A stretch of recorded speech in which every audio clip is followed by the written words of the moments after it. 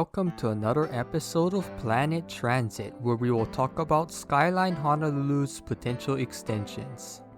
Today, we're going to discuss a potential extension to Hawaii Kai. Even though Skyline has lots of planned extensions, even ones I'm yet to do videos on, there are lots of potential for the system serving more popular destinations beyond what's currently planned for it.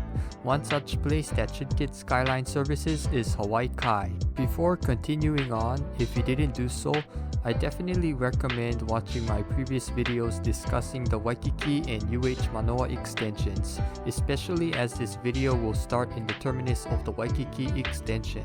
I will have the links in the cards if you want to watch it. Wahulu Avenue. Just like most terminating stations, this will have an island platform. In the future, this could extend over the Honolulu Zoo to Koko Head, which we are going to talk about in a future episode. If you do not know where Hawaii Kai is, it is where Koko Crater in Hanauma Bay is located. Hanauma Bay serves around 1,400 visitors a day, or approximately 500,000 visitors per year. Koko Crater or Koko Head serves around 3,000 people per day, with nearly 845,000 visitors a year. In addition to this, there's Diamond Head itself, with around 3,000 visitors per day and 1,000,000 visitors per year.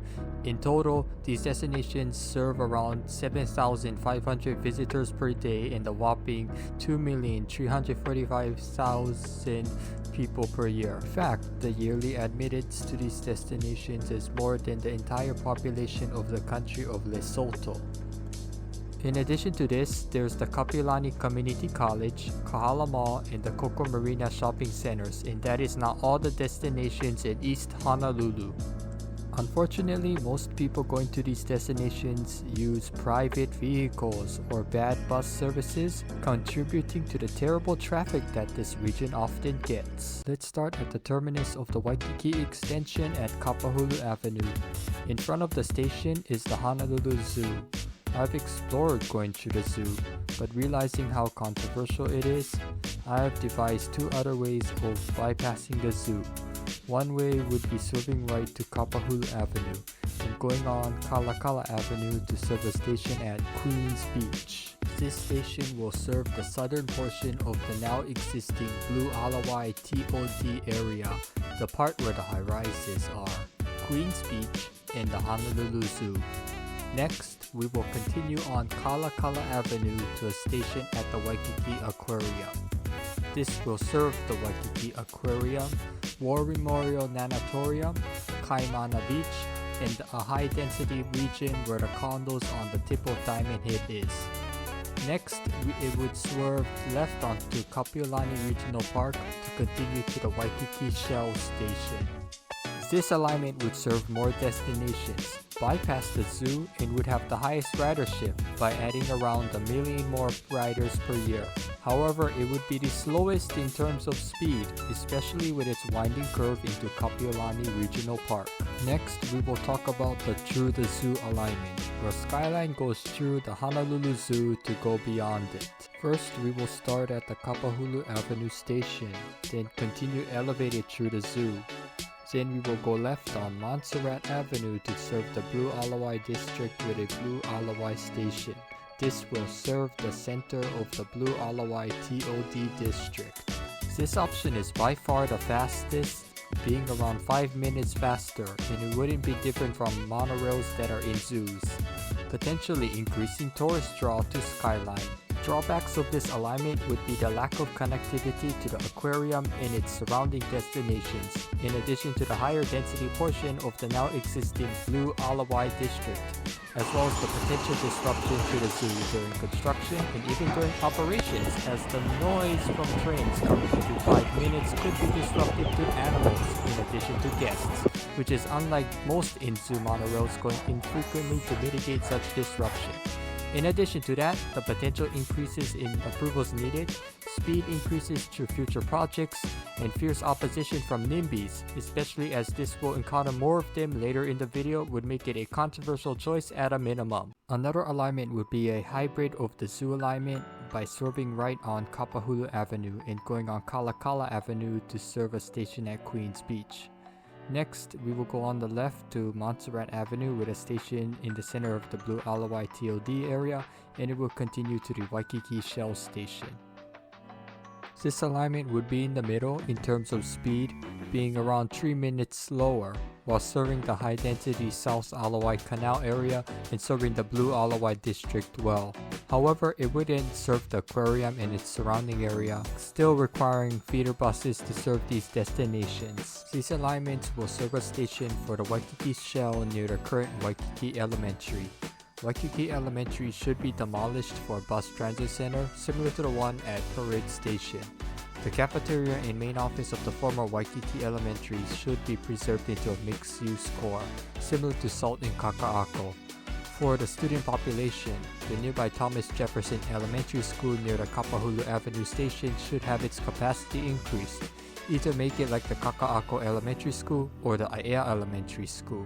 In addition to this, it should be renamed to Waikiki Elementary, especially as this is in proper Waikiki, and especially as Hawaii is renaming schools with Western names to Hawaiian ones. This station will serve the new Waikiki Shell. Next, we will continue on to Montserrat Avenue. Montserrat Avenue seems narrow and difficult to traverse in an elevated guideway, especially as it's in a mostly residential area of Diamond Head and it only has 2 lanes. However, it is wider than you think, especially as the sidewalks are wide enough to accommodate grass lawns. To avoid as much disruption, we will elect to do a Mauka shift on Montserrat Avenue. This will be less disruptive than a straddle bend configuration, and it would allow vehicle movement easily through Montserrat Avenue. It would look like this once completed. The Mauka shift will continue down Montserrat Avenue until entering the Kapiolani Community College parking lot. Next, the alignment will continue on the parking lot to a station at the center of Kapiolani Community College. This station will serve Kapiolani Community College, Fort Roger, and the Diamond Head Trail. The Kapiolani Community College parking lot should be redeveloped, similar to what's happening at Leeward Community College. Next, we will go into the median of Kilauea Avenue, then continue down Kilauea Avenue to Kahala Mall with a Kahala Mall station.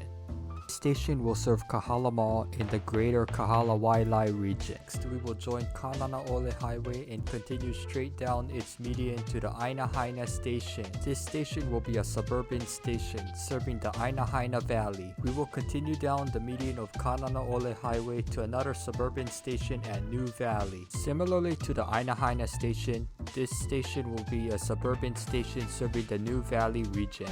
We'll continue down on Kananaole Highway until entering the Hawaii Kai region.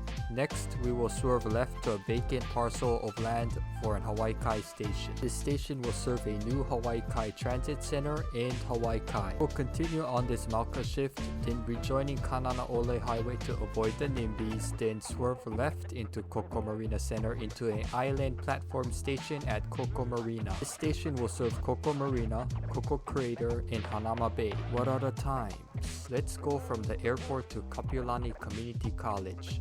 For 11 miles, it would take you around 26 minutes, 30 miles per hour on average. Let's go from Kaka'ako to Kahala Mall. For 6.5 miles, it would take you around 13 minutes, 30 miles per hour on average. Let's go from UH Manoa to the Waikiki Shell non-stop. For 4 miles, it would take you around 12 minutes, 30 miles per hour on average. Let's go from East Kapolei to Koko Marina. For 30 miles, it would take you around 1 hour, 30 miles per hour on average. Other than Montserrat Avenue, this alignment seems easy, especially as Kananaole Highway has a wide median already for elevated tracks. In addition to this, the extension would have better potential travel times, passenger numbers around 1 million per year, and potential transit-oriented development. However, there's a very big catch on this extension and why it was omitted from future extensions of Skyline. Seeing homes like this is a sign that this will end up delayed due to NIMBYs or not in my backyard people. Skyline during its build-out has been delayed from NIMBYs. One recent example is Ward Village, and its lawsuits against Hart made it omitted from the city center construction. Hawaiian NIMBYs have been known to stop important infrastructure projects, but this extension will be a whole new level of NIMBYism against Skyline. Kahala and Hawaii Kai have been known to be very NIMBY, especially as both neighborhoods are the richest neighborhoods in Hawaii. Yeah, might seem like the Sepulveda Pass Rail project in LA, where LA Metro is currently trying to build rail to connect popular destinations in the Sepulveda region in LA, but it's going at a snail's pace due to going to the richest neighborhoods in LA. These neighborhoods have lots of rich NIMBYs trying to stop or degrade the project, and now it's more than 10 years away from groundbreaking. Two very NIMBY neighborhoods is likely to make Skyline's Hawaii Kai extension end up like this project, but even though it may take years, cost lots through lawsuits, bullied to death by foreign homeowners, even with the high possibility of this happening to this extension, HART should do its best in curbing opposition so this can be done quicker than decades from a planned completion date and would prioritize other important transit projects that should happen by then. Speaking of opposition, the potential cost of this extension would be around $7 to $8 billion if you count the many lawsuits and change orders from the various HOAs potentially against this project. If you came this far, thank you for watching my channel.